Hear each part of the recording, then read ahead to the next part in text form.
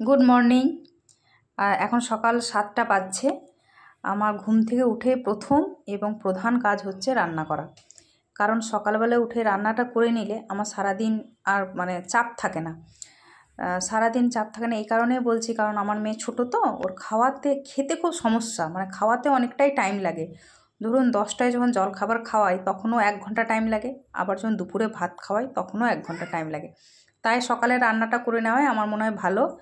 তাই ভাবলাম সকাল সকাল আপনাদের সঙ্গে একটা রান্না শেয়ার করে দিই, তাহলে ভালো হবে। আসলে আমার হাজবেন্ড সে উচ্ছে খেতে চায় না, তো কি করব, তো আমি একটা নতুন রেসিপি, আমি আগে খেয়েছি, আমার মামার বাড়িতে খেয়েছি।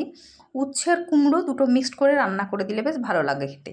তো একদিন আমার বরকে করে দিয়েছি উচ্ছে আর কুমড়ো, দেখছি ও খুব ভালো খেয়েছে। তখন থেকে ঘরে কুমড়ো আর উচ্ছে নিয়ে এলে ওই দুটো দিয়ে একটা রেসিপি তৈরি হয়, যেটা আমার বড় খেতে ভালোবাসে, আমারও খেতে খুব ভালো লাগে।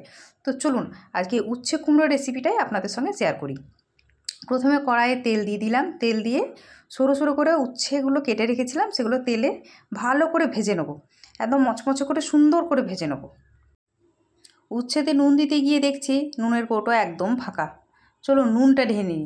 এই বর্ষার দিনে নুন নিয়ে খুব সমস্যা, নুনের কৌটো খুব নোংরা হয়, আর নুনের কৌটো খুব তাড়াতাড়ি ধুতেও হয় তার জন্য।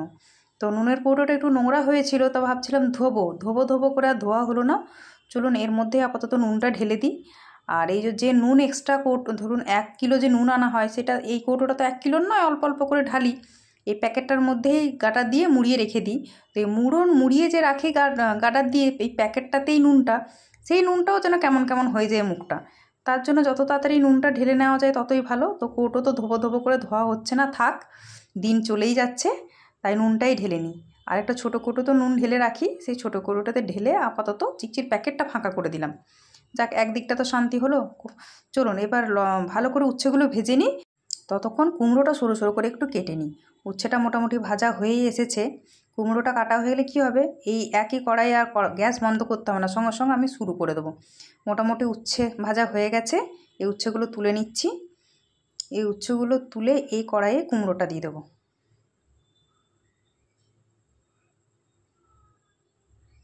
এই কড়াইয়ে যেটুকু তেল আছে এইটুকু তেলেই আমি একটু 5 ফোড়ন দিয়ে দেবো। 5 ফোড়ন আর একটু শুকনো লঙ্কা ফোড়ন দেবো। আমাদের তো দুজনের রান্না, ধরুন একদম পরিমাণটা খুবই কম হয়, তার জন্য 5 ফোড়নও একটু কমই দিলাম। একটা শুকনো লঙ্কা দিয়ে দিই। আমি অতটা ঝাল খেতে পারি না, আমি একটু কমই ঝাল খাই, তাই ছোট্ট একটা দেখে লঙ্কা। তারপরে সরু সরু করে কেটে রাখা কুমড়োটা দিয়ে দিলাম। এবার কুমড়োটা ভালো করে ভাজবো, খুবই ভালো করে ভাজবো।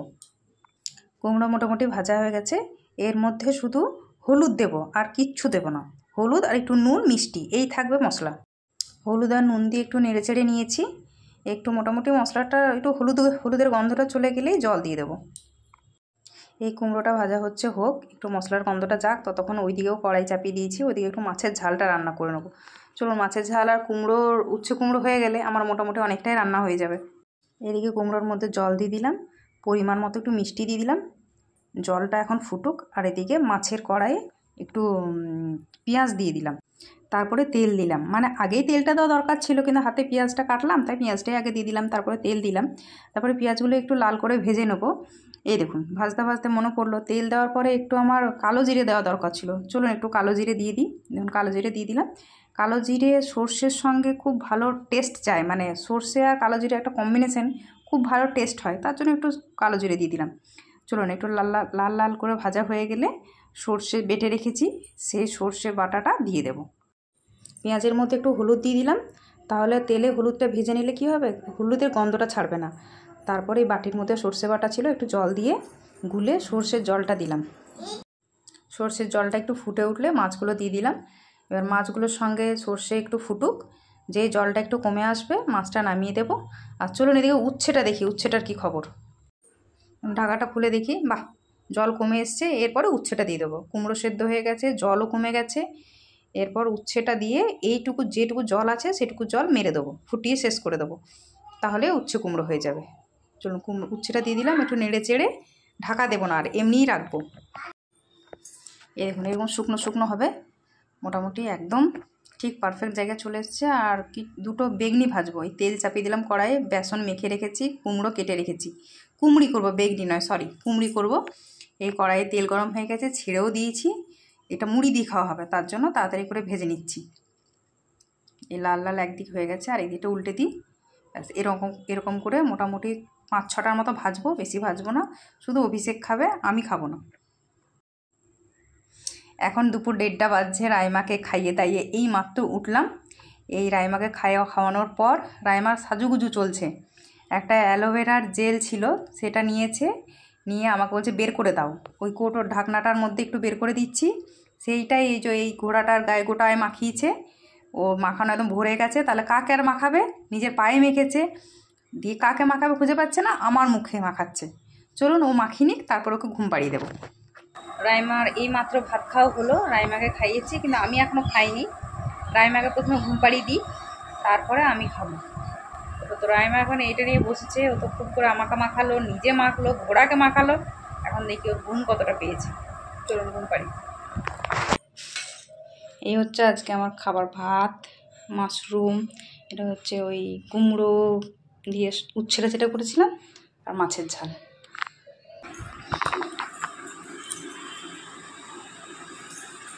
এটা কি পড়িছু গো? এই যা, খুলে দিলে তো, যা আবার বেঁধে দেবো।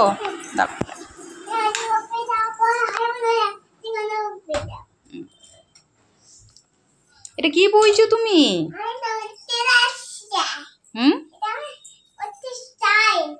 স্টাইল?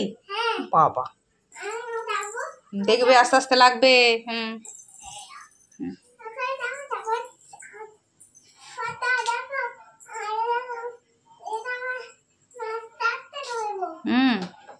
লাগিও না, জানলা লাগিও না। হ্যাঁ, তুমি এত দুধ হয়েছো কেন? হ্যাঁ ধরো ধরো, জানলাগুলো ধরো। হ্যাঁ জানলা ধরো, দিয়ে ওঠো। এটা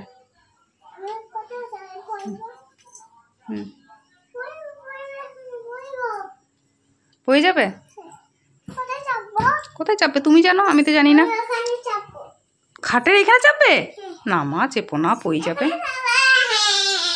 আচ্ছা আমি তো চাপাতে পারবো না, বাবা আসুক, বাবা এলে বলবে, বাবাকে চাপিয়ে দিতে বলবে, ঠিক আছে? এটা স্টাইল। ও মা, একটু ব্যায়াম করো তো, বডি করো তো, বডি। হ্যাঁ বডি করো, বডি করো, বডি করো, করো বডি করো। বডি হয়ে গেছে? দেখি দেখি বডিটা দেখাও তো। আরেকবার দেখাও, দেখাও ভালো করে দেখাও, যেমন করে দেখাও বাবাকে, বাবাকে বডিটা কেমন করে দেখাও। হ্যাঁ বাবারে কি বডি। কি করুন। আজ ভিডিও এখান পর্যন্ত রাখছি। যদি কিছু ভালো লেগে থাকে অবশ্যই লাইক কমেন্ট শেয়ার করবেন আর সাবস্ক্রাইব করে দেবেন। গুড নাইট বাবা, গুড নাইট বলতো। আচ্ছা আচ্ছা, ঘুমিয়ে পড়ো। রাত্রেবেলা হয়ে গেল, গুড নাইট হয়ে গেল, ও গুড নাইট করে দিল, বাহ।